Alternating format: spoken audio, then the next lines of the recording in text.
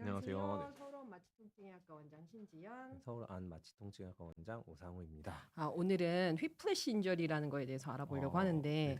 우성 원장님 에스파 좋아하세요? 에스파 알죠. 네. 요즘 최근에 굉장히 히트친 노래 중에 휘플래시라는 노래가 있잖아요. 예예. 이게 딱 목을 잡는 이런 안무, 네. 독특한 안무가 있는데 네. 이 휘플래시 인저리 우리 보통 우리가 알고 있는 그것 때문에 이런 안무가 나왔는지 어쩐지 네네. 모르겠네요. 그 영화도 있었죠. 휘플래시라고. 네. 그 드럼 치는 학생이랑 교사에 대한 네네. 내용이었는데 맞아요. 이게 휘플래시가 여기 나오는 그런 그 유명한 재즈 음. 음악의 제목이기도 하고 이게 휘플래시가 한국말로 이제 채찍질이기 때문에 이 교사가 이 환자한테 환자래요. 학생. 교사가 네. 학생한테 엄청 이 채찍질을 해가지고 막 상대를 몰아붙이는 그런 교육 방식을 써가지고 아마 이런 제목이 붙었다 뭐 이런 것 같은데요. 이 의사들한테 휘플래시 하면 제일 먼저 생각나는 건 이런 편타 손상이라고 그쵸. 부르는 채찍질 네. 손상일 것 같아요. 그래서 보통 자동차 사고 이후에 많이 발생하는데요. 충돌이나 사고 중 가속, 감속 메커니즘으로 해서 목이 이렇게 과도하게 신전됐다가 꺾였다가 이제 굽혀지는 요런 그리고 그 옆으로 이렇게 될 수도 있고요. 네. 그런 움직임이 평소의 범위에 비해서 이렇게 더 과한 움직임이 할 때 이런 편타 손상이 생깁니다. 그래서 자동차 사고에서 가장 흔하게 생기기도 하지만 요즘 뭐 겨울철이라 스키나 보드 타시는 분들도 네. 많을 것 같은데 그럴 때 충돌 사고가 있다거나 뭐 낙상, 뭐 가정폭력이라든지 뭐 아이고, 기타 외상 네. 등에 의해서도 나타날 수 있습니다. 그래서 오늘은 이런 채찍질 손상에 대해서 알아보려고 합니다. 네. 자동차 사고 워낙 많잖아요. 예, 그쵸. 후방 추돌. 그래서 그때 왜 후방 추돌 이후에 막 목 네. 통증이 많이 생기는데 왜 그런 것들이 생기는지 알아보려고 하는데요. 오늘 이제 예, 오늘 말씀드린 내용은 이제 이 휘플래시 인저리에 대한 논문을 다 2023년도에 발표한 네. 논문을 참조해서 최근 거네요. 말씀을 드리려고 합니다. 그래서 우리나라 통계를 보면 이제 원래 2018년부터 2022년까지 교통사고 발생 건수와 사망자 수가 한 1년에 한 20만 건 정도 발생하고 2천에서 3천 명 정도 사망한대요. 근데 이제 점점 줄고 있다고 하네요. 예, 사망자 수는. 네네. 그리고 뭐 이제 건강보험 심사평가원에서 이제 발표한 2023년 자동차 보험 진료비 통계에 따르면 네. 이제 그 자동차 보험 청구하는 기관, 그러니까 의료기관은 전체 의료기관은 2만 594개소여서 전체 의료기관의 27%라고 하네요. 네네. 그러니까 전체 의료기관 중에 한 30%는 자동차 보험 환자를 보고 있다는 얘기고 이 중 한의원이 11,387개소로 전체의 55%. 한의원 초진에 처음에 한의원 가시는 분들이 많은 것 같아요. 맞아요. 예. 그리고 의원은 한 6,151개소, 그래서 한 30% 정도 차지한다고 합니다. 그리고 전체 자동차 보험 진료비가 얼마 정도 될 것 같으세요? 글쎄요. 1,000억, 2,000억 이 정도. 아닙니다. 2조 1천억으로 집계됐다고 2조요? 합니다. 네. 와. 이게 네. 근데 전년 대비해서 5% 증가한 수치래요. 계속 엄청나게 네. 올라갔네요. 5%. 그러니까요. 엄청 2조 정도 어마어마한 숫자였고 가늠이 되지 않는데 그래서 이러한 통계는 이제 교통사고 얼마나 빈번하게 발생하는지 그리고 우리 의사들이나 뭐 이런 보건의료 제공자들이 이런 사고에 관련된 이런 다양한 이런 임상적 과제들을 얼마나 직면하는지를 보여준다고 할 수 있겠습니다. 그래서 처음에 이제는 이게 처음 보고된 거는 네네. 철도 사고에서였대요. 그래서 철도요? 처음에는 레일웨이 스파인이라는 철도 척추라고 불렸다고 하네요. 그래서 19세기에는 철도 승객 및 직원들이 그때는 아마 자동차가 별로 없어서 그랬나 봐요. 그래서 경미한 철도 사고 후에 보고한 통증 및 기타 증상을 설명하기 위해서 철도도 급정거나 급출발할 때 발생할 수 있으니까요. 그래서 휘플래시라는 말이 처음 쓴 거는 1928년도에 해롤드 크로우라는 박사가 이 자동차 충돌과 관련된 목 부상을 설명하기 위해 처음 썼다고 하네요. 그리고 1955년도에는 이 시속 20km의 낮은 속도에서의 자동차 충돌로도 머리와 목이 부상을 입을 수 있다. 이런 논문들이 20km면 정말 천천히 뒤에 나올 것 같은데 나오는데 20km보다 더 낮은 속도에서도 다 날 수 있대요.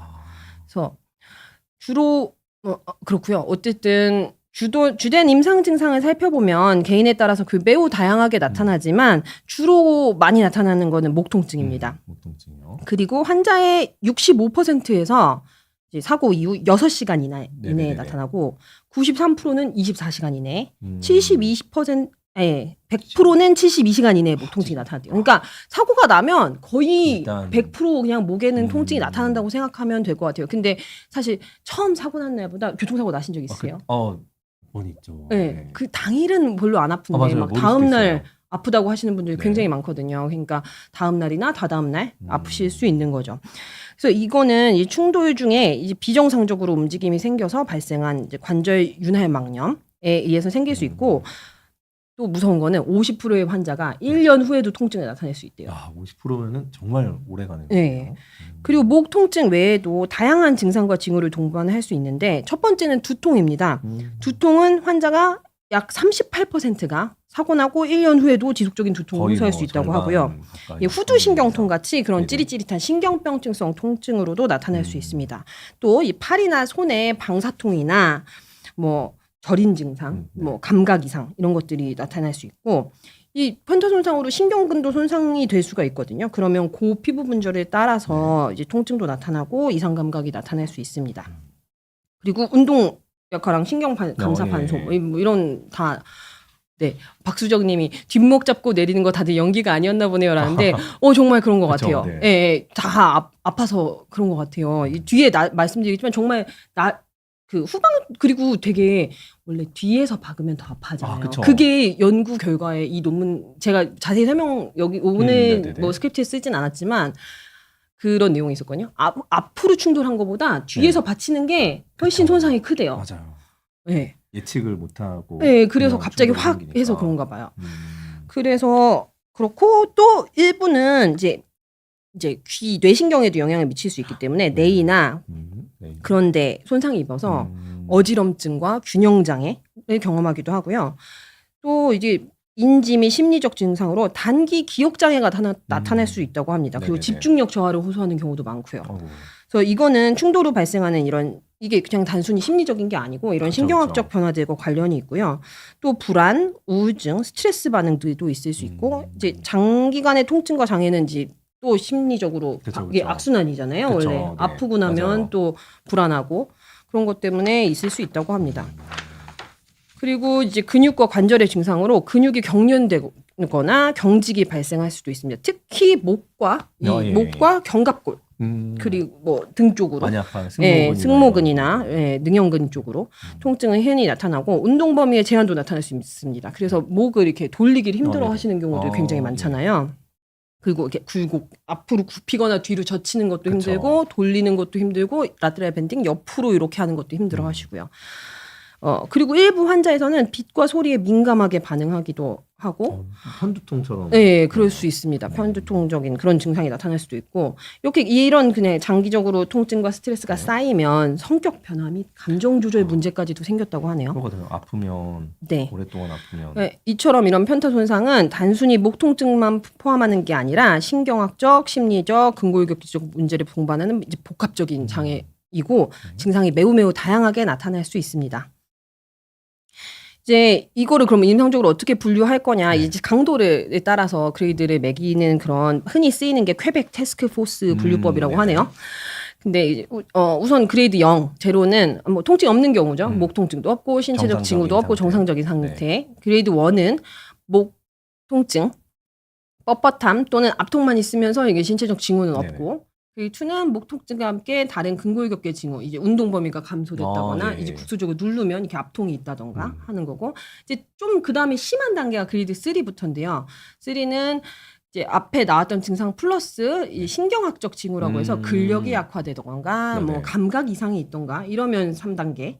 그리고 4단계는 완전히 이제 골절과 아이고. 탈구 예. 이런 것들이 동반되는 심한 상태이겠죠. 그리고 시간에 따라서 분류하기도 하는데요. 12주 이하일 때는 급성, 12주 이상일 때는 만성으로 분류합니다. 12주 네. 기준이요. 그럼 이런 것들이 어떤 기전에 의해서 발생하는지에 대해서 좀 일본에서 발표한 재밌는 연구가 있는데요.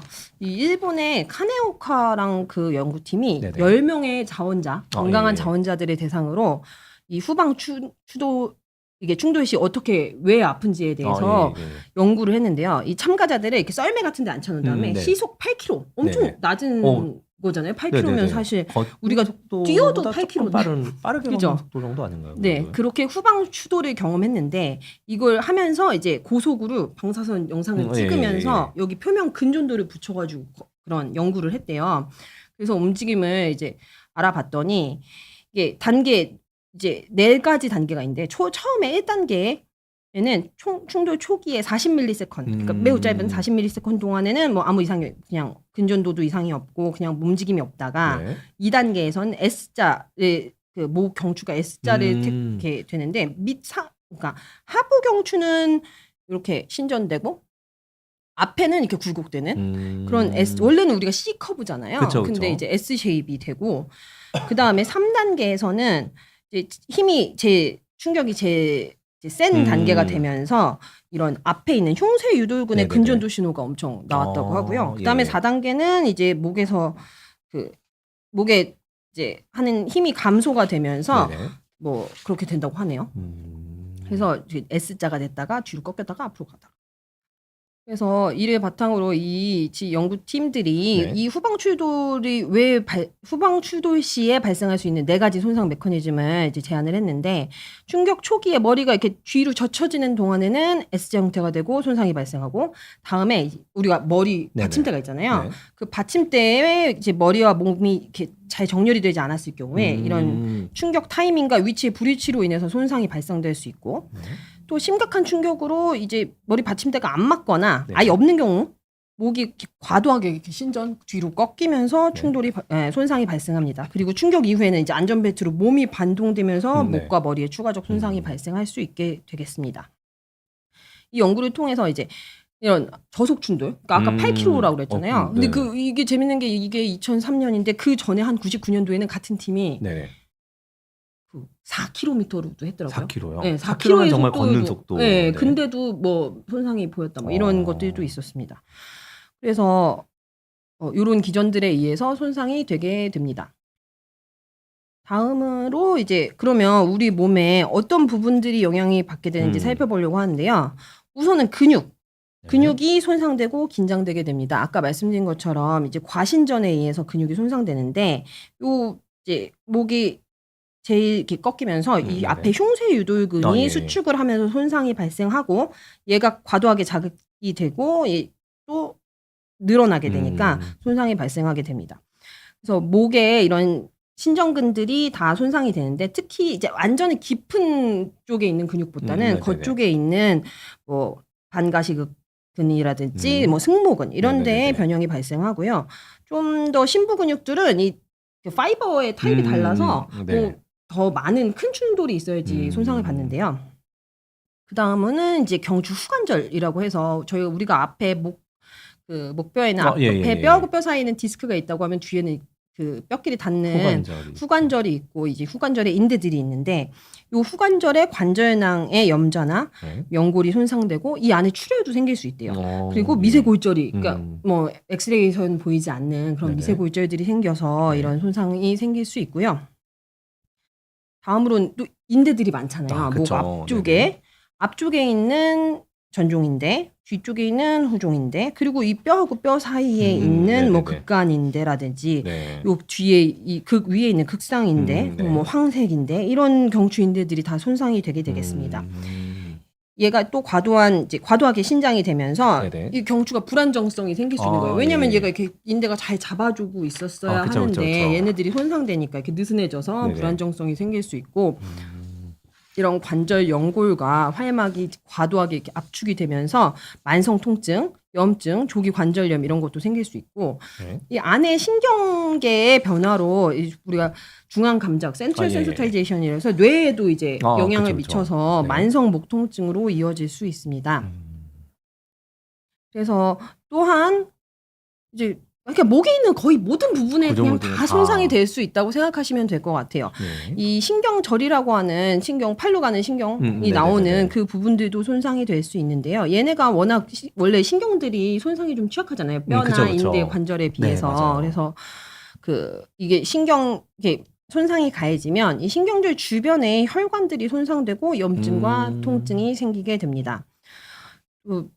재밌는 연구가 있는데 109명의 교통사고 사망자, 그러니까 돌아가신 분들을 대상으로 연구를 했는데 그 중에 이제 뭐 MRI 찍고 이렇게 해부를 했더니 44건에서 이런 신경절 내에 출혈이 있는 게 발견됐대요. 이러한 손상은 보통 손상 후 2시간에서 7일 사이에 제일 더 높은 비율을 나타냈고 또 신경병리학적 변화도 보이는데 13%가 그 신경 근전도 검사에서 네네.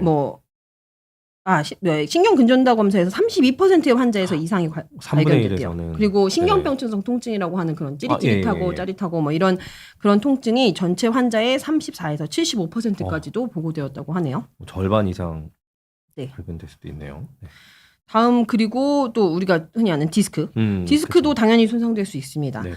디스크 탈출은 주로 후외측 방향으로 발생하고 이 이유는 이 뒤에 이제 섬유륜 앞쪽보다 후방의 섬유륜이 얇고 구조적으로 이렇게 지지가 좀 부족하기 때문에 얘가 신경근을 압박해서 이런 방사통도 생길 수 있고 안에 뭐 염증성 물질들이 많이 나와서 네네. 염증이 생겨서 통증을 유발하기도 하고요. 그래서 한 연구에서는 이런 편타 손상을 겪은 환자 중 33%가 2년 후에도 디스크 네. 병변을 보이고 지속적으로 아팠다고 하네요. 좀 무서운 것 같아요. 그러게요. 가볍게 생각했는데. 네네. 그래서 이런 경추 손상이 발생하는 다양한 기전은 이런 근육, 관절, 인대, 디스크, 신경 구조 뭐 이런 거 다 복합적으로 작용해서 나타난다고 생각하시면 되겠습니다. 그럼 진단은 어떻게 할까요? 그렇죠. 이제 저희가 진단을 해야 되는데 이제 편타 손상의 진단은 보통은 이제 임상적인 평가에 기반을 합니다. 이제 환자의 사고 기전이라든지 초기 증상 이런 것들을 이제 확실하게 좀 문서화해서 기록을 해둬야 돼요. 그게 이제 나중에 어떻게 변화됐는지 사고가 어떻게 났는지 심지어는 저희가 초진 차트 쓸 때 사고가 뭐 후방 추돌인지 측방 네, 추돌인지 이런 맞아요. 것까지 쓰잖아요. 그래서 그런 것들을 이제 확실하게 써야 되고 실제로는 그게 나중에 이제 사고 메커니즘에 대한 상세한 설명을 수집해 놔야 뭐 충돌 속도라든지 차량 손상 정도라든지 뭐 안전벨트를 매고 있었냐, 좌석이 어디였느냐 뭐 이런 것들을 다 확인해야 뭐 목 통증, 두통, 뭐 근육 경련 이런 것까지 이제 초기 증상은 전부 다 기록한다고 보시면 될 것 같습니다. 다음으로는 이제 영상 진단도 봐야 되는데요. 초기 근육의 경련으로 인해서 경추 전만 소실이 생길 수 있기 때문에 엑스레이를 찍어보고 이제 가장 기본적인 검사죠. 엑스레이가 근육 긴장도를 평가하고 굴곡이나 신전하는 이제 이런 자세에도 찍어보고 이런 자세에서도 찍어봐서 실제 뭐 경추에 불안정성이 있는지 뭐 척추의 전방전이나 후방전 이런 것들이 있는지도 확인을 해봐야겠습니다. 또 제일 원래 확실한 건 아무래도 이제 MRI겠죠. 또 MRI를 통해서는 근육 자체가 손상이 됐거나 부어 있는지, 인대가 파열됐는지, 관절낭은 괜찮은지, 뭐 디스크에 병변이 생겨 있는지 이런 부분들을 확인할 수 있고요. 뭐 척수의 압박이라든지 척추관 협착이라든지 이런 원래 있는 질병들까지도 저희가 평가를 할 수가 있습니다. 다만 이제 MRI를 찍지 못하는 경우도 있죠. 그런 경우에는 뭐 예를 들면 이제 심박동기가 있어서 찍지 못한다든지 그러신 분들은 MRI 대신 CT를 찍어볼 수도 있고요. 특히 뭐 골절이 의심될 때는 저희가 CT도 굉장히 유용하게 사용을 할 수가 있습니다. 뭐 굴곡이나 신전 테스트를 통해서 경추의 운동 범위를 확실하게 기재를 하고 근전도 검사라는 검사가 있어요. 얘는 이제 기능적인 검사인데 CT라든지 MRI가 저희가 눈으로 보고 그 병변이 있는지를 확인하는 검사라고 하면 근전도는 저희가 이제 신경을 따라 주행하는 경로에다가 바늘을 꽂아서 그 앰플리튜드 이렇게 튀어오르는 걸 보고 병변이 있는지를 진단을 하죠. 그런 이제 기능적인 검사를 해볼 수도 있습니다. 그걸 통해서 이제 신경병증 어떤 그런 분들이 있는지 평가를 할 수도 있고요. 그레이드 3 이상의 손상의 경우에는 이제 심부관 반사가 감소되고 근력 약화가 된다든지 뭐 감각 이상 등의 이런 신경학적 징후들이 나타날 수가 있고요. 이럴 때는 이제 근전도 검사를 했을 때도 그런 신경병리학적 변화가 관찰이 될 수가 있어요. 보통 평균 발생률은 32% 정도라고 합니다. 환자의 증상이랑 영상 소견이 항상 뭐 일치되거나 이런 건 또 아니기 때문에요. 저희가 임상적인 판단이 매우 중요하고요. 특히 이제 디스크 병변이라든지 경추 관절 손상은 초기의 영상에서는 잘 보이지 않을 수 있다는 것도 저희가 반드시 명심해야겠습니다. 그럼 이제 관리 및 치료는 저희가 어떻게 될까요? 편타 손상의 관리는 환자분들의 사고 메커니즘, 손상의 정도, 내가 어디가 아픈지 주요 이제 증상이라던가 아니면 개별적인 환자분들의 어떤 요구 사항에 따라서도 조금씩 달라질 수가 있어요. 그래서 약물 치료를 우선 살펴볼까요? 네. 약물 치료는 저희가 흔히 이제 타이레놀로 알고 계신 아세타미노펜을 가장 많이 쓰게 됩니다. 이제 요게 가장 많이 쓰는 처방 진통제로서요. 경증에서 중등도까지 이제 통증을 관리하는 데 효과적이고 보통 최대 권장 복용량은 하루 뭐 4,000mg까지도 돼 있긴 한데 다 복용하진 않고 경우에 따라 좀 다른 것 같아요. 특히 이제 뭐 저희가 소염진 통제를 같이 복용하는 경우는 이거보다 권장 용량이 훨씬 낮아서 예전에 제가 기억하기로는 뭐 1950mg 정도, 뭐 650짜리를 세 알 먹는 그 정도가 이제 용량이라고 보시면 될 것 같아요. 다만 이제 간독성이 또 있을 수 있기 때문에 환자분들마다 케이스 바이 케이스로 뭐 간 기능 평가라든지 이런 걸 통해서 용량을 좀 조절을 하셔야 될 수도 있습니다. 그리고 두 번째로 또 저희가 제일 많이 쓰는 게 이제 비스테로이드성 항염증제, 이제 NSAID라고 부르죠. 이게 이제 통증과 염증을 동시에 줄이는데 굉장히 효과적이고요. 보통은 뭐 저희가 아세클로페나 뭐 이부프로펜, 나프록센, 뭐 펠루비프로펜 뭐 등등등등 굉장히 여러 가지가 있습니다. 네, 대신 이제 많이 쓰는 만큼 아주 장기간 사용했을 때는 위장관 출혈이라든지 뭐 신장 손상이라든지 심말관계 쪽의 위험성이 좀 올라갈 수 있기 때문에 장기 복용할 때는 반드시 좀 주의를 할 필요가 있겠습니다. 또 세 번째로 저희가 많이 쓰는 약제가 근위환제죠. 급성 경추 근육 어떤 경련의 완화를 목적으로 근위환제를 저희가 사용을 하기도 합니다. 그다음으로는 이제 먹는 약 대신에 국소 진통제 계통의 약을 쓸 때도 있어요. 파스 뭐 이런 파스, 거죠. 네, 그렇죠. 뭐 파스라든지 연고 아니면 이제 패치 형태로 붙이는 것들, 이제 이런 국소적인 부분의 통증 완화를 위해서 뭐 저희가 사용을 할 수도 있고요. 전신 부작용이 거의 없고 통증이 딱 국한된 부위에 있을 때는 효과적으로 저희가 사용을 할 수 있겠습니다. 그리고 저희가 스테로이드를 쓰기도 하는데요. 스테로이드는 이제 저희가 몇 번 소개를 해드렸었지만 어떤 염증 반응을 억제하고 부종을 완화시켜 주는데 굉장히 유용하죠. 보통은 뭐 메티프레니졸론을 많이 쓰는데요. 신경 손상이 의심되거나 할 때는 보통 고용량 스테로이드를 쓰기도 하죠. 저희가 뭐 단기간 뭐 3일에서 5일 정도 투여하고 용량을 줄이는 방식으로 사용을 하기도 하고요. 실제 스테로이드를 쓰면 빠른 통증의 완화라든지 부종 감소로 인해 일상의 복귀가 좀 빨라질 수 있습니다. 다만 스테로이드는 뭐 항상 말씀드리지만 장기간 사용하거나 너무 고용량으로 썼을 때는 부작용들, 뭐 예를 들어 면역 억제라든지 당뇨가 있으신 분들, 뭐 특히 혈당이 많이 올라간다든지 위장 장애 아니면 녹내장에 어떤 안 좋은 영향을 준다든지 이런 뭐 전신적인 부작용이 있을 수 있으니까 주치의 선생님과 상의해서 반드시 신중하게 사용하셔야 될 것 같습니다. 그리고 특히 뭐 신경통이 있을 때는 저희가 신경통에 대해서 항우울제나 항경련제를 쓰기도 하죠. 예전에 몇 번 소개해드렸지만 항우울제가 꼭 이게 우울증 증상을 치료해서가 목적이 아니라 실제 이제 신경병증성 통증의 1차 약제들도 많이 쓰고 있기 때문에요. 저희가 뭐 사만계 항우울제, 뭐 TCA라고 부르는 약제라든지 뭐 세로토닌, 뭐 노에피네프린, 제흡수 억제제라든지 이런 것들을 만성 통증 관리에 사용을 하기도 하고요. 또 가장 많이 쓰는 것 중에 하나가 뭐 가바펜틴이라든지 프레가발린 이런 약제들도 많이 쓰기도 합니다. 약물 치료 외에도 뭐 물리치료, 뭐 예를 들면 수동 물리치료로 관절의 움직임을 개선시키고 운동 범위를 회복시키기 위해서 뭐 저속이나 소량의 수동 움직임을 사용을 하기도 하고요. 이런 경우에 뭐 경추와 흉추 모두 도움이 될 수 있다고 되어 있습니다. 특히 이제 이런 어떤 치료들을 통해서 빨리 이제 어떤 일상생활로의 복귀라든지 그래서 활동을 계속 유지시켜주고 기능을 계속 유지시켜주는 게 어떤 뭐 치료의 좀 포인트라고 보시면 될 것 같아요. 카이로프랙틱 치료도 하죠. 저희가 한의원들 같은 데서는 네, 추나도 많이 이거. 하고요. 네. 네. 네, 척추 교정이 뭐 이런 편타 손상 환자 관리에서 되게 중요한 역할을 하기도 하고요. 목의 운동 범위를 개선시켜 주거나 통증을 완화시켜 주는데 효과적일 수 있습니다. 그래서 실제로는 이렇게 척추를 교정을 해주면 목의 감각이나 운동 통합을 개선시켜줘서 어떤 신경 생리학적인 변화도 유도할 수 있다라고 되어 있고요. 그 외에도 마사지나 근막 이완 뭐 이런 부분들이 효과적인 치료가 될 수 있을 것 같아요. 마지막으로는 이제 저희가 하는 뭐 주사 치료들 여러 가지가 있죠. 뭐 트리거 포인트 인젝션이라든지 여러 가지 신경 차단술도 있고요. 그 중에 이제 트리거 포인트 주사를 제일 많이 하죠. 근막 통증 증후군에 하는 국소마취제라든지 생리식염수를 사용을 해서 만성적으로 통증을 유발시키는 이제 지나치게 오랫동안 통증을 유발하는 트리거 포인트라고 하는 통증 유발점에 주사를 하면 그 부분이 이제 좀 이완되고 부드러워지면서 통증 완화와 운동 범위 개선 효과를 볼 수 있다고 되어 있습니다. 뭐 한 연구에서는 뭐 평균적으로 굴곡이나 신전이 거의 뭐 49%, 44% 이렇게 뭐 50% 가까이 개선되는 결과가 있었다고 하네요. 그 외에도 뭐 저희도 신경차단술도 네, 많이 신경차단술도 많이 하죠. 왜냐면 후관절의 문제가 네네네네. 제일 큰 기전으로 되어 있기 때문에 네네. 후관절에 가는 네티지 블록이나 이런 네네. 것들을 하면 매우 효과적인 경우가 많습니다. 경막의 신경차단. 네, 경막의 신경차단술을 하기도 하고요. 네네.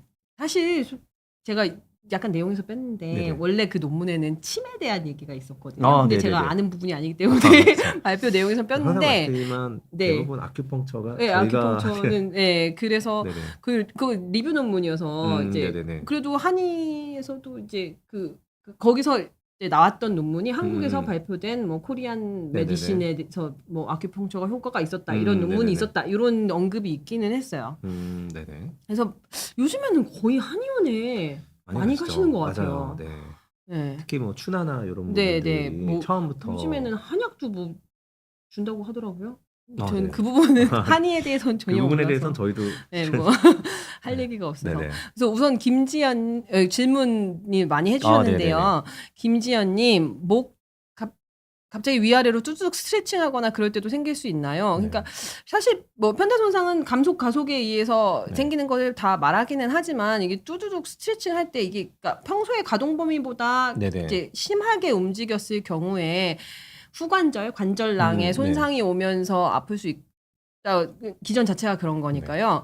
뭐 그 스트레칭을 했을 때 편타 손상이 생긴다기보다는 네네. 뭐 그 스트레칭을 하고 후관절 그런 데 약간 네. 염증이나 그런 게 생겨서 갑자기 확 뭐 스트레칭 하다가 목이 담 걸린 것 같이 맞아요. 안 돌아가요. 이렇게 하시는 경우들이 있으니까. 그 교통사고가 무서운 게 이제 예측하지 못한 순간에 예. 충돌이 생기니까 너무 과도한 범위로 움직이기 때문에 그게 보통 네. 좀 많이 손상을 주는 것 같은데 실제로는 내가 목을 위아래로 뚜두둑 하는 건 어느 정도 알고 있기 때문에 대비를 하고 있다고 생각할 수도 있지만 예. 이제 모든 병들은 이제 저도 디스크가 네. 생겼을 때 이게 뭔가 점차 저 환자분들께도 항상 설명드리는데 점차 조금씩 증상이 나빠지는 경우도 있긴 있지만 대부분 그냥 갑작스럽게 확 오거든요. 네. 이게 그동안 문제가 하나도 없었던 게 아니라 뭐 예를 들어 건물이 뭐 무너지거나 다리가 무너지거나 할 때도 이게 한 층 한 층 무너지는 게 아니라 멀쩡하게 서 있다 갑자기 우르르 무너지는 것처럼 되게 평상시에는 잘 생활하다가도 뭐 아주 일상적인 동작, 뭐 물건 하나 줍는다든지 그냥 기침을 한번 했는데 뭐 디스크가 터지고 이제 이럴 수 있기 때문에 실제로는 목에 기저질환이 있거나 원래 좀 안 좋으셨던 분들은 그냥 살짝 구부리다가도 갑자기 그 역치를 넘어가는 순간 뚝 하고 염자가 네. 생길 수 있죠. 그러니까 너무 과도하게 이렇게 많이 스트레칭 꺾거나 하시는 하는 건 건 맞아요. 조금 줄이시는 게 좋으실 수도 무조건 있을 것 천천히. 같습니다. 네, 맞아요. 김숙자님, 회복 기간은 최대 최소 기간이 어느 정도일까요? 음. 교통사고 나면 이 손상은 몇 주까지 병원에 있을 수 있나요? 네. 사실 이 논문에서 나오지만 케이스 바이 케이스 사람마다 정말 그쵸. 매우 다릅니다. 아까 내용에 있잖아요. 1년 넘게도 두통 호소하시는 맞아요, 경우들이 맞아요. 있다고. 네. 그래서 근데 오늘 사실 말씀드린 편타 손상은 그 자동차 보험에 보면 사고 네. 나신 적이 있으신 분들은 알 수도 있겠지만 그 급수가 있어요. 이 손상에 맞아요, 따라서 네. 자동차 보험에서 이 우리나라 그게 심사평가원에서 뭐 급수를 11급, 정해놨거든요. 12급 예, 뭐 예. 이렇게 쭉 돼 있죠. 근데 뭐 사실 부러지거나 골절이 있거나 네. 뭐 이런 거는 완전 좀 급수가 높은 거고 그쵸, 그쵸. 보통 그냥 단순히 편타 손상이 오면 그냥 사실 증상이 있지 엑스레이나 뭐 MRI에 문제가 있어서 뭐 디스크 탈출이 되면 네네네. 이제 급수가 높아지니까요. 그런 경우가 아니면 대부분은 낮은 급수가 되기 때문에 그쵸. 염자로 예, 진단이 염자로 나가면 진단이 나가서 네. 뭐 계속 아무튼 염자로 진단이 나가는 거죠. 그래서 이게 최대 최소 기간 뭐 병원에 몇 주까지 있을 수 있다 이런 건 없는데 네. 제가 요번에 한번 보면서 우리나라 네네. 심사 기준을 살펴봤는데 보통 2주까지 있더라고요. 1주에서 2주. 그게 2주가 넘어가면 2번이 삭감을 하더라. 그러니까 네, 그러니까 병원에 내가 있고 싶어도 이제 보험회사에서 병원에 돈을 안 주는 거죠. 맞아요. 그러니까 이제 병원들에서는 그리고 그걸 만약에 상태가 안 좋아지면 큰 병원에 보내거나 전원을 맞아요, 보내거나 맞아요. 하잖아요. 그러니까 의사가 퇴원을 시키거나 그러니까 의사가 진짜 필요하다고 느끼면 전원을 보낼 수 있지만 근데 또 그게 만약에 안 되면 네. 그거는 소견에 따라서 해야 되는 거죠. 사실 뭐 보통은 입원은 일주일 정도 네, 하는 것 같아요. 외래 통원 기간은 보통 염자 같은 경우에 네. 4주 정도가 처음 치료 기간이라고 맞아요. 보시면 되고요. 그 후에는 이제 보통 2주에서 3주마다 진단서를 진단서를 내라고. 계속 끊어야 이제 연장이 최근에 됩니다. 바뀌었어요. 예, 이게 장애 사건은 솔직히 민감하잖아요. 네. 이제 상대방과 나와의 그 뭐 주수가 몇 주가 나오냐 이제 네. 이런 게 예민하기 때문에 저는 이제 환자분들 오시면 다 보여드리거든요. 네. 그 대한의사협회에서 나온 네. 진단서 작성 지침이라는 게 있습니다. 네네네. 네, 2015년도에 나와 있는 건데 개정이 됐는지 모르겠지만 네. 제가 갖고 있는 건 2015년 건데 거기 보면 이제 웬만한 상해 질환에 대해서는 주스가 쫙 명기가 돼 있어요. 네. 그래서 경추 염좌 같은 경우는 음. 이제 그 고정 기간이 보통 일주일에서 3주일로 딱 돼 있습니다. 근데 맥시멈 3주는 보통 특별한 경우가 아니면 잘 안 네. 나가고 보통 저희가 이제 진단 주스를 공식으로 써드릴 땐 2주로 써드리죠. 중간 네, 정도. 맞아요. 그래서 2주로 써드리기 때문에 치료 기간은 2주인데 대신 이게 치료 기간과 또 별개로 종결 기간이 또 따로 명기가 네. 돼 있어요. 그래서 종결 기간은 4주로 돼 있거든요. 그렇기 때문에 이제 처음에 염좌가 딱 발생을 하고 4주까지는 치료를 하실 수가 있는 거예요. 4주까지는 이제 했는데 진단서 작성 지침에 의하면 이제 4주가 지나면 종결을 시켜야 되니까 원래는 치료가 거기서 끝나야 되는 거죠. 다만 근데 끝나지 않잖아요. 그렇죠. 내가 계속 아프면 계속 아픈데. 치료가 좀 더 필요하다는 이제 진단서가 필요한 맞아요. 거예요. 예전에는 필요 없었는데 지금은 이제 필요하게 됐죠. 네. 그래서 저희가 그때가 되면 이제 진단서를 저희 다니시던 병원에서 네. 써서 내가 치료를 연장하겠다. 네. 그럼 그래서 이제 지불 보증을 받죠. 맞아요. 보험회사에서. 보통은 이제 2주 정도가 연장이 되니까 네. 번거로우시겠지만 2주마다 계속 진단서를 연장을 네, 해야 돼요. 연장을 해야 돼요. 네, 그게 이제 옛날엔 한 몇 년 전까지만 해도 전혀 안 네, 그랬는데. 아마 한 작년인가 그랬던 것 재작년에 같아요. 바뀐 걸로 알고 있습니다. 그래서 교통사고로 계속 치료를 받으시려면 처음에는 한 달까지는 치료가 되는데 그 이후에는 이제 주치 선생님과 상의해서 진단서를 진단서를 제출해야 계속 한다. 끊으셔야 된다. 네. 진단서는 특히 이게 비급여 법적인 서류라 네. 병원들마다 비용이 다르지만 또 뭐 10,000원, 20,000원 이렇게 네. 하니까. 근데 보통은 뭐 그 비용까지 다 해서 그거 해주나요? 아니요. 네네. 그건 안 해주는데 아, 나중에 그쵸, 그쵸. 합의금에 이렇게 아. 해가지고 하시든. 저는 실은 그건 잘 몰라서. 아니 진단서 작성- 그거를 나중에 이렇게 합의금을 받을 수 있다고 환자분들이 그러셨던 것 그러세요? 같은데요. 네. 그러니까 뭐 합의금을 좀 이렇게 크게 이렇게 뭐 퉁쳐서 받으니까 거기에 뭐 그런 네네. 항목들도 좀 넣어서 하긴 뭐 뭐 계산을 그럴 수도 해서. 있겠네요. 네. 네. 아무튼 치료는 보통 외래에서는 4주라고 보시면 네. 될 것 같습니다. 대상형님, 대상형이면 저 페이커 얘기하는 건가요? 롤에 아. 네, 빗상엽 막 이렇게 많이 부르던데 채찍질 손상에 장기적 합병증이나 후유증이 뭐가 있나요? 네. 네, 아까 좀 말씀드렸는데 그냥 그런 뭐 목 통증도 뭐 네. 몇 년, 1년 이상 가고 두통도 계속 있을 수 있고 그런 이게 손상이 심했으면 네네네. 그레이드 3 이상의 그런 네. 신경학적 이상을 동반하는 경우에는 진짜 뭐 디스크 탈출도 있을 수 있고 그런 것들이 장기적으로 계속 지속될 수도 있죠. 방사통이나 그쵸. 그런 것들이. 특히 이제 신경의 후유증은 저희도 얼마나 지속될 거다라고 예측하기가 좀 어렵죠. 네. 대상포진이나 이런 것처럼 회복이 되는 경우도 있지만 뭐 아주 느리게 되는 경우도 있고 신경 손상은 뭐 잘 아예 안 되기도 하고 해서 장기적인 후유증은 얼마나 갈 수 있다. 그거는 이제 좀 기간을 명시하기는 어려울 것 같아요. 근데 네. 후유증은 보통 뭐 신경 손상 같은 경우는 후유증이 많이 남을 수도 있기는 네. 하죠. 그 교통사고 이후에 그런 정말 뭐 CIPS 네, 맞아요. 생겨가지고 네네네. 이렇게 갑자기 한글이 생각이 안 나요. 만성 복합성 만성 통증 복합 부위 통증 증후군. 네, 복합 부위 통증 증후군 그런 게 생기시는 분들도 있기는 있어요. 매우 드물지만 네. 그렇다면 정말 그거는 난치성 그쵸. 질환이니까요. 네. 침대에 누워 자고 싶다님, 교통사고 후 초기에는 목이나 어깨에 미세한 불편감만 있었는데 시간이 지나면서 점차 두통과 손목에 찌릿한 느낌까지 발생했습니다. 이럴 경우 채찍질 손상이 맞는지 아니면 다른 신경학적 문제가 있는지 어떻게 구별할 수 있을까요? 이게 교통사고 이후에 채찍질 아까 말씀드렸던 증상들이 다 나오시는 것 같아요. 네네. 좀 심하게 사고가 났을 경우에는 네. 그런 두통도 당연히 있을 수 있고 손목에 그런 방사통, 찌릿한 뭐 방사통이나 아니면 뭐 저린 증상, 뭐 감각 이상까지도 올 수 있으니까요. 네. 교통사고 이전에 그런 증상이 없으셨다면 특히나 뭐 교통사고 이후 발생한 채찍 손상에 의해서 생긴 문제일 수도 있고요. 네. 근데 사실 저도 이제 선생님도 네네. 원래 목 디스크 있고 저도 네, 목 디스크 맞아요. 우리 있잖아요. 원래 있던 사람들 되게 많잖아요. 그런 네네. 사람들이 사고가 나기도 하니까요. 맞아요. 원래 갖고 있던 게 더 심해질 수도 있는 거죠. 네. 그래서 이게 구별을 하기 위해서는 MRI 같은 네. 검사를 해보시는 게 좋고 아니면 그런 방사통이나 그런 게 있으면 아까 말씀드렸던 신경 근전도 검사를 해보는 맞아요. 것도 네. 방법이 될 수 있겠습니다. 그래서 나중에는 이제 초기에 이제 짧게 끝나면 괜찮은데 길어지면 저희가 기여도를 네. 판단을 하게 되죠. 원래 있던 질병이 있으셨던 분들이 있으니까 나는 안 아팠지만 막상 검사를 해보면 퇴행성 디스크가 예를 들어 있다. 네. 그거는 사고 직후에 생기는 게 아니라 원래 있었던 거고 내가 모르는 상태로 있었던 거기 때문에 이제 보험사 측에서는 원래 있었던 질병 때문에 이렇게 아프신 분들도 있지 않느냐. 네. 뭐 이게 사고가 났지만 그 시기에 맞물려서 아플 수도 있는 거 맞아요. 아니냐. 그렇게 주장을 하고 또 근데 환자분들 입장에서 봤을 때 아니 나는 전혀 안 아팠는데 사고가 없었으면 안 아팠을 텐데 이게 그죠. 무슨 소리냐. 그래서 질병과 사고 사이에 이제 내가 지금 아픈 거에 대한 기여도를 이제 판정을 하는 경우가 있어요. 근데 이건 실은 굉장히 좀 민감하고 네. 문제이기 때문에 가능하면 이제 기여도 판정은 상급병원 쪽으로 네. 저희가 많이 의뢰를 하죠. 상급병원이랑 저 대학병원 얼마 전에 네. 제가 이 주제를 택한 가장 음. 이번에 해봐야겠다라고 생각한 가장 큰 이유가 네. 법원에서 서류가 온 거예요. 네. 서울중앙법원이었나? 뭐 네네네. 법원 판사. 그래서 전 이런 거 무섭죠. 네네. 갑자기 깜짝 놀라가지고 아니 나한테 왜 이런 게 왔지? 네네네. 그래가지고 이렇게 뜯어봤더니 이제 제가 봤던 분은 아니고 네네.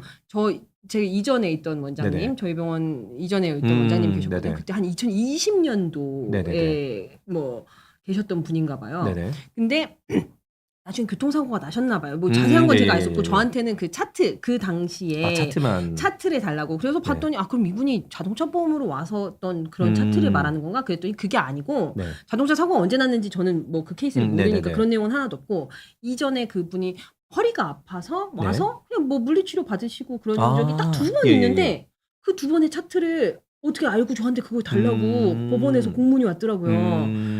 치료 그래가지고 기간이 길어지면 원래 아팠던 거랑 그거 관련이 있지 않느냐. 근데 그거를 그러니까 그 서류를 요청한 거는 네. 뭔가 택시 공제 조합 뭐 이런 거였거든요. 그러니까 음. 그 보험회사였겠죠. 그러니까 보험회사에서 네네네네. 그걸 어떻게 뭐 서류를 네. 건강보험 뭐 그런 데다가 이 사람 이전의 네. 기왕력을 알기 위해 뭐 그런 서류를 요구했겠죠. 네. 그래서 근데 법원 판단이 없으면 절대 줄 수 개인 정보를 없으니까요. 줄 수 없으니까. 예, 근데 이제 예. 법원에서 그게 그럼 저한테는 또 공문이 빨리 와서 빨리 갖다 드리죠. 뭐 며칠까지 내려오고 네네. 안 내면 네. 안 내면 뭐 잡아간다 그런 얘기는 없었는데 네. 아마 기여도 뭐 그런 조사나- 거였을 네, 것 맞아요. 같은데 그래서 네. CD랑 뭐 그런 거를 해서 보냈죠. 네. 네. 무섭더라고요. 근데 맞아요. 갑자기 법원에서 서류가 그쵸. 오니까. 그래서 일단은 뭐 질병과 그런 사고와의 그런 부분들도 또 따져보긴 해야 되기 때문에 네. 보통 이제 그거는 이제 원래 다른 신경학적 문제가 있는지는 그 MRI나 영상이나 기왕에 있던 뭐 치료력이나 이런 걸 보고 사고가 또 얼마나 컸는지를 보고 정하죠. 맞아요. 가벼운 접촉 사고였으면 사고 기여도가 좀 낮게 측정이 될 거고 그래서 저희가 차트를 쓸 때 이제 사고가 어느 정도였는지도 쓰는 이유가 사고가 그렇죠. 컸으면 기여도가 아무래도 좀 올라갈 뭐 수밖에 없고 차가 사실 전손 처리된 뭐 그런 맞아요. 사고면 실은 거의 사고가 뭐 엄청 진짜 컸던 9대 거니까요. 1이 이렇게 나올 네. 수도 있는 거겠죠. 네. 매일매일이 휴이님 네. 교통사고 후 머리가 어지럽고 피로감이 계속 지속되는데 이런 증상도 이와 관련이 있을까요?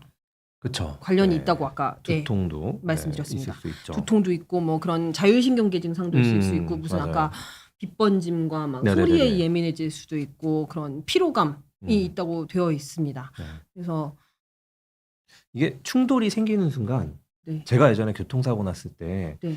그래서 막 찾아보고 막 듣고 선생님께도 이제 설명을 네. 듣고 했었는데 이게 저희 뇌가 그 뇌척수액이라는 거기에 이렇게 떠 있잖아요. 네. 그 이 안에 떠 있기 때문에 충돌이 생기면 이게 이 안에서 빠른 속도로 네. 흔들리니까 네. 흔들리면서 충격이 크면 부딪히는 부위도 생길 수 있고 부딪히는 부위와는 반대로 이제 반대편에서는 이 경막과 뇌가 네. 이렇게 붙어 있는 부분들이 늘어날 너무 강한 수도 있고요. 충격에선 뜯어져 나갈 수도 있기 네. 때문에 뇌 증상도 생길 수가 있어요. 그렇죠. 뇌진탕도 있잖아요. 맞아요. 네. 예. 다만 이제 뇌진탕은 진단 기준이 있죠.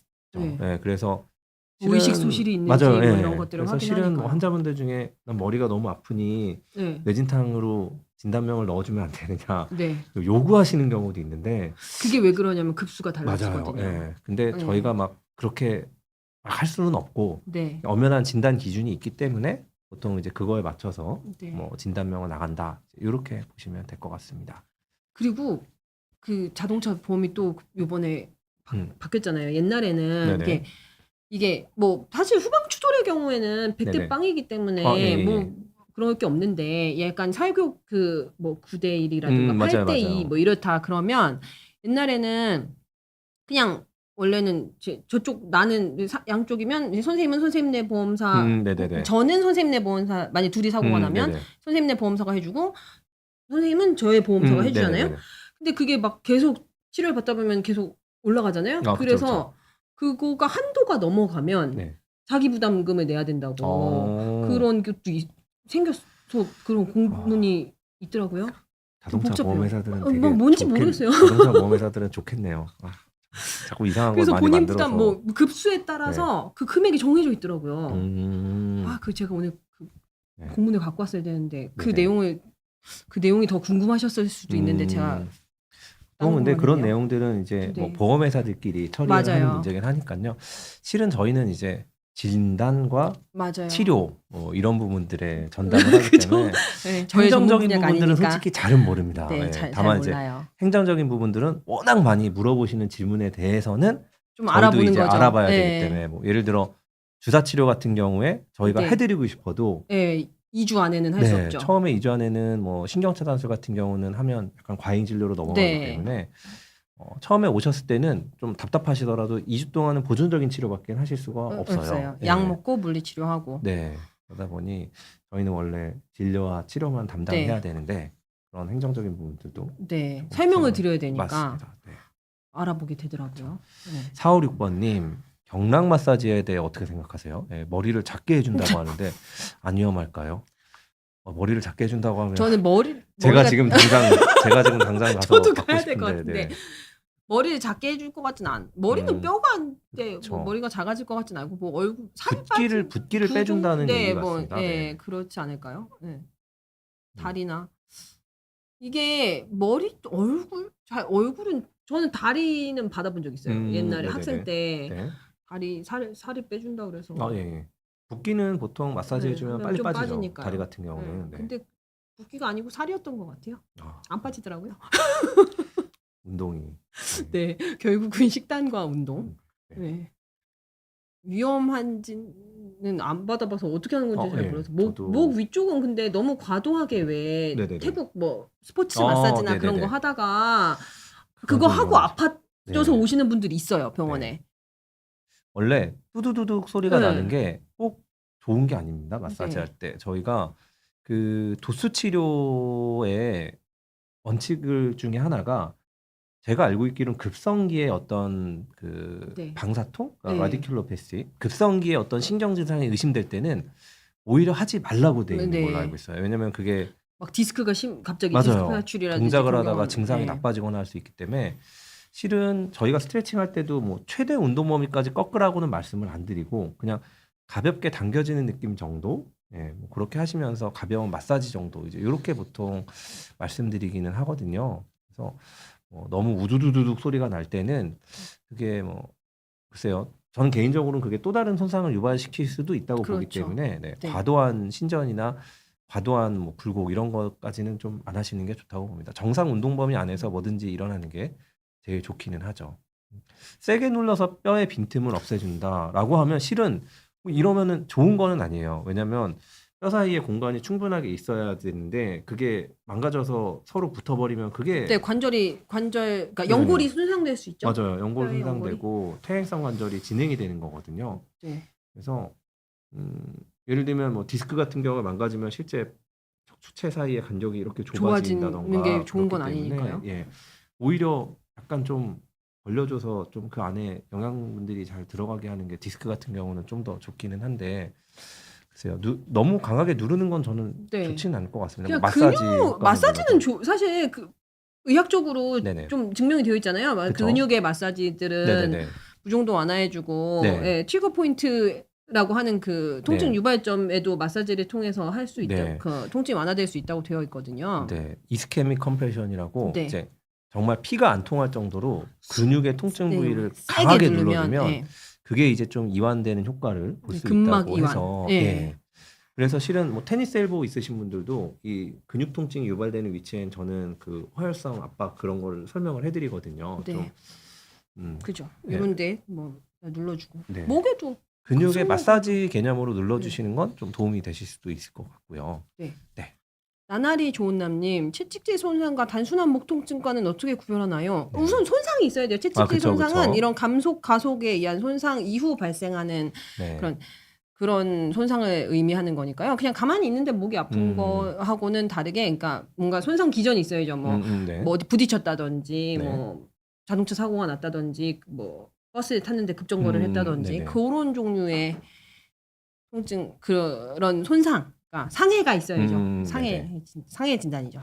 단순한 목 통증은 그냥 뭐 목에 다른 질환이 그쵸. 있어서 아프실 수도 있는 그쵸. 거니까요. 원인에 따라서 그냥 용어를 구분하는 것 같아요. 그 네. 아까 선생님께서 보여주셨던 그 슬라이드 중에 네. 이 뭐 앞으로 손상이 오는 그 네 단계. 네네. 예, 그래서 이게 목이 뭐 앞으로 가면서 S자 형태로 변형이 됐다가 그 다음에 다시 뒤로 넘어갔다가 다시 앞으로 왔다가 네.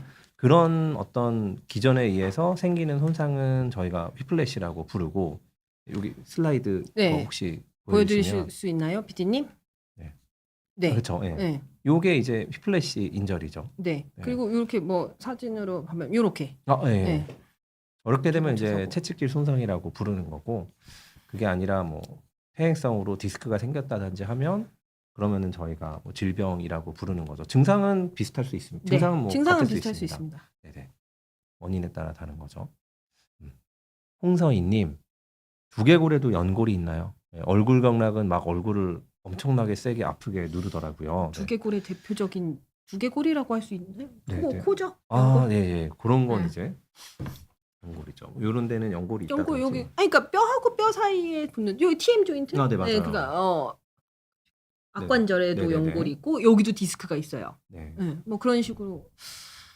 뼈랑 뼈가 닿는 부위에 네. 좀 그 연골들이 네. 코팅이 돼 있거든요. 이제 매끄럽게 서로 움직일 수 있게 그런 네. 부분들이 이제 보통 연골들이고 네. 아니면 이제 뭐 연골로 아예 구조로 된 그런 구조물들도 있기는 한데 예. 얼굴 경락할 때 누르는 부위들은 뭐 연골이랑은 관계는 없을 것 같고요. 네. 네.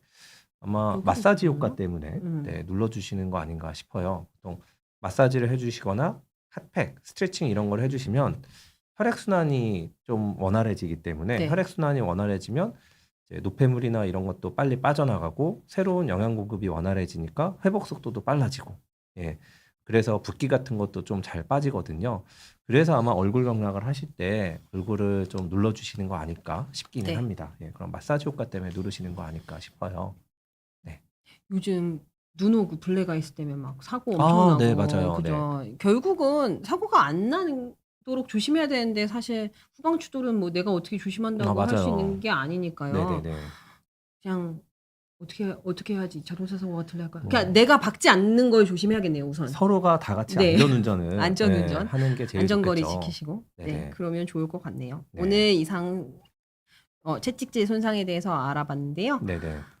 다들 운전 조심하시고. 네. 날씨 추우니까 또 차가 네. 미끄러지기도 그리고 쉽고. 명절. 에도 운전 맞아요. 장거리 운전하시는 분들 많은데 특히 네네. 졸음운전 하다가 좋은 점. 후방 추돌 이제 저 환자분들한테 많이 물어보거든요. 어쩌다가 사고 나셨어요? 뭐 그럼 막 블랙박스 보여주시는 경우도 있고 막 이런데 네. 막 그 차가 졸았대요. 이런 분들 은근히 아. 있어요. 네. 그래서 네, 내려서 그쵸. 죄송하다고 했다고. 그런데 어쨌든 그러니까 다들 조심하시고 즐거운 명절 되시길 바라겠습니다. 네. 네. 감사합니다. 감사합니다. 네.